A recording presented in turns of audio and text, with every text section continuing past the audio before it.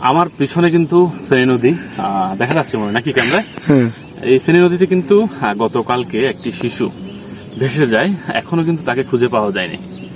আমরা এই মুহূর্তে আছি ফটিকছড়ির যে চা বাগান, রামগড় চা বাগানের একবার সীমান্ত সংলগ্ন এলাকায়। আমার পিছনে কিন্তু ভারতের রানী বাজার বলা হয় নাকি নিশান, আর পাশাপাশি আমার পিছনে উপরে কিন্তু একটা বিএসএফ ক্যাম্প রয়েছে। আমরা কিন্তু এদিকে আসার আজকে কারণ হচ্ছে যে গতকালকে যে একটা শিশু পানিতে ডুবে যায়, এখনো তাকে পাওয়া যায়নি। প্রায় 12 বছর কিংবা 10 বছর বয়স হবে তার।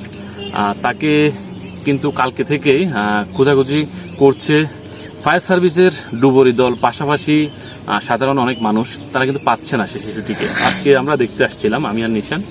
তো আজকে শুনতেছি যে এখানে যে ডুবুরি দল তারা কিন্তু অলরেডি একটি বোট নিয়ে সেই শিশুকে খুঁজতে খুঁজতে তারা নাকি সুপুর চলে যাবে। এই নদী দিয়ে বোট রাইড করে তারা খুঁজতেছে একবারে সুপুর, যেটা করের হাট সুপুর সম্ভবত, এখান থেকে প্রায় 30-35 কিলোমিটার হবে। তবে খুব মর্মান্তিক, দুঃখজনক। আমরা যে বাড়ির সন্তানটি পানিতে হারিয়ে গিয়েছে ফেনী নদীর পানিতে, তাদের বাড়িতে আমরা গিয়েছিলাম।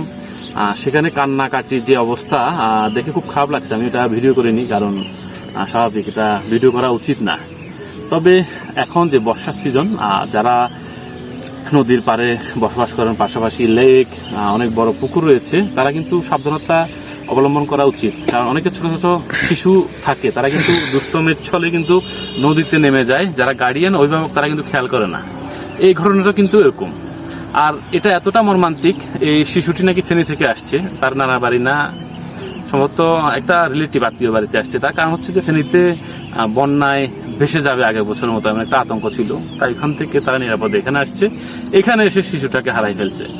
কি দুঃখজনক, কি মর্মান্তিক। যাই হোক, আপনাদের যাদের শিশু বাচ্চা আছে, অবশ্যই আপনারা খেয়াল করা উচিত। নদীর পাড়ে যাদের বাড়ি আছে, লেকের পাশে যাদের বাড়ি আছে, বাচ্চারা যাতে নদীতে যেতে না পারে, পুকুরে যেতে না পারে, এই জিনিসটা আপনারা খেয়াল রাখবেন। কারণ আমাদের এই বছরও একটা শিশু নদীতে হারিয়ে গেছে। যতক্ষণ পর্যন্ত তাকে পাওয়া যাচ্ছে না, তাকে জীবিত বা মৃত এটা বলা ঠিক হবে না।